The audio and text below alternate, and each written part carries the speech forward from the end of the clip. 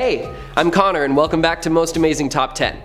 Well, in my last video, I asked if I missed any haunted places in Texas, and boy did you folks answer. Thanks for all of your comments, and just for you, I've put together 10 more terrifying places in the Lone Star State that you should never visit. Number 10, Bragg Road, Saratoga. The Big Thicket in southeast Texas is a dense forested area that runs along the Alabama border, and there are very few roads that cut through it. One of the most infamous is Bragg Road. In 1904, the road was built as a rail line to connect the now abandoned town of Bragg to the now thriving Saratoga. While the rails have long since been torn up, some ghostly reminders of the past still remain. When you drive down this lonely 8-mile long dirt road at night, you, like thousands of others before you, are sure to see what are known as the ghost lights. Basketball-sized orbs of light that float and dance through the air, even changing in color according to some. There are a few stories on what these lights actually are. The most popular story is that a tragedy occurred on a midnight train run. The conductor, sleep-deprived from a long journey through the state, needed some fresh air to wake himself up. He stuck his head out the window, and in a freak accident, he was decapitated by a tree. And now his spirit is wandering the road, searching for his lost head. The other prevailing theory is that the light is a ghostly lantern belonging to a groom whose bride left him at the altar. He went searching for her in the forest at night, but has still never found her to this day. Number 9, Baker Hotel, Mineral Wells. Mineral Wells is known for its, you guessed it, mineral-rich water.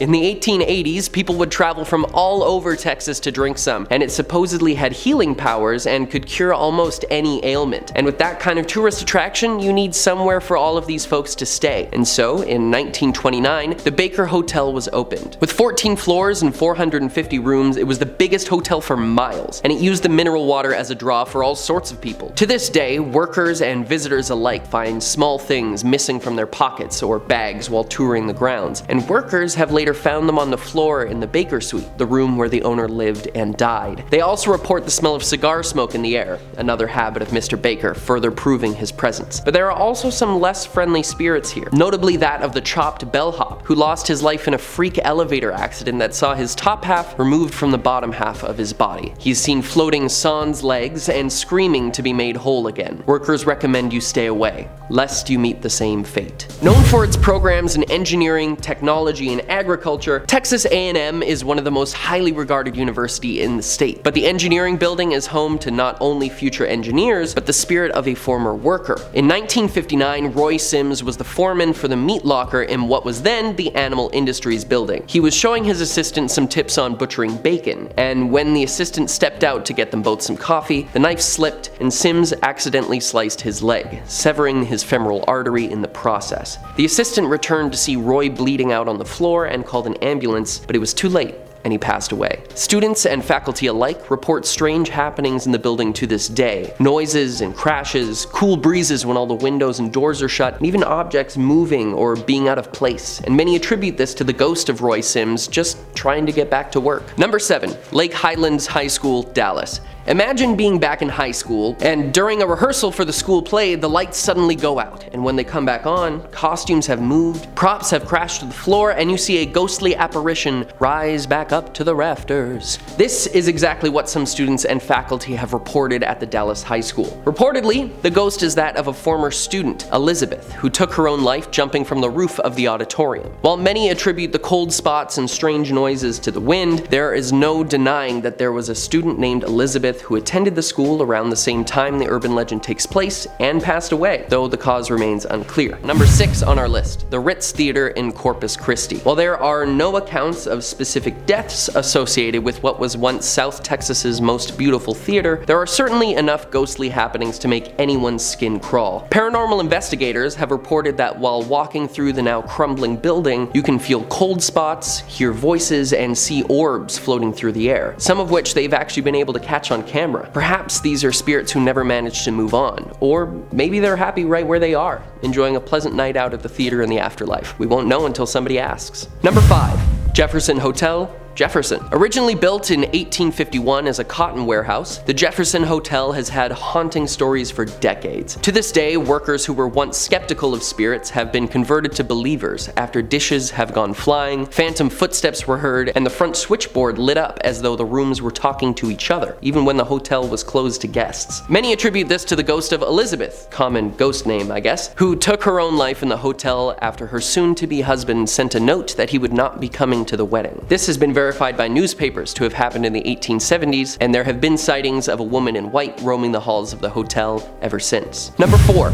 Hendley Row, Galveston. One of the oldest still operating commercial buildings in the city, Hendley Row has seen many occupants throughout its time. Most notably, it was a watchtower during the American Civil War. Some have reported a soldier on the roof of the building at night watching out for Union Army members. There are also many spirits who appear soaked and wet from the 1900 storm that they and 12,000 others lost their lives in. However, my favorite story from this building is actually more recent. The manager of the market was gifted a photo of Dr. Wilbur, a man who had lived and died in the buildings many years before, and they decided to hang it in the market as a historical artifact. When Hurricane Ike hit the city in 2008 and left the building in 10 feet of water, damaging so much of the property, the picture remained unharmed, despite falling in the water. During their annual Day of the Dead celebration, the photo is included on the altar, along with many other objects and candles. With a 3-person rotation to ensure it's done, the candles are extinguished at night. Yet every year, the candles are mysteriously already burning the next morning. Number 3. Haunted Train Tracks, San Antonio. On a dark night in 1936, at the rail crossing on Shane Road just outside of San Antonio, a tragedy occurred which would rock the state to its core. An after-hours event at the local elementary school had many students staying late that night, and the school bus service was diverted till later in the evening. When it was time to go, students loaded up and headed home. Unfortunately for some, this would be their last ride. The bus had been working better than ever all evening, the bus driver noted, and suddenly it stalled out on the rail tracks. The driver tried to restart the vehicle, but it was no use. Then suddenly a train appeared.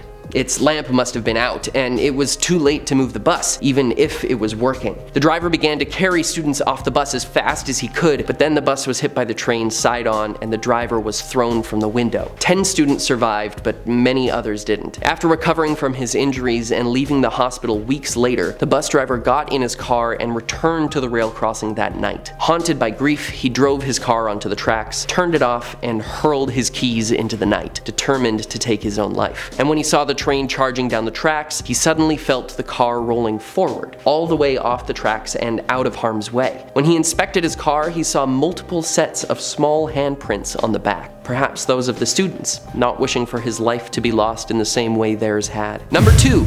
Hotel Galvez, Galveston. After the devastating hurricane in 1900 that left many dead and much of the town destroyed, Galveston decided to rebuild. And with that came the Hotel Galvez. Many spirits are said to be lurking the grounds, even to this day, but the most infamous of them all is Audra. In 1952, she was staying in room 501, while her fiancé was out at sea working on a cargo vessel. When news came from the company that their ship had sunk and all hands on board were lost, Audra decided to end her life in the hotel room that night. But a few days later, her betrothed returned to the hotel. Reports had been wrong and he had survived the shipwreck, and elated to see his fiancée, he threw open the doors to room 501 and saw her body. Distraught, he then took his own life, laying next to her on the bed. And finally, we reach your number 1 most suggested haunted place in Texas, Goatman's Bridge. This bridge in Denton once led to the homestead of a farmer, the Goatman, who was renowned for the quality of his farm's milk, cheeses, and meat. The former owner of the land never saw any such success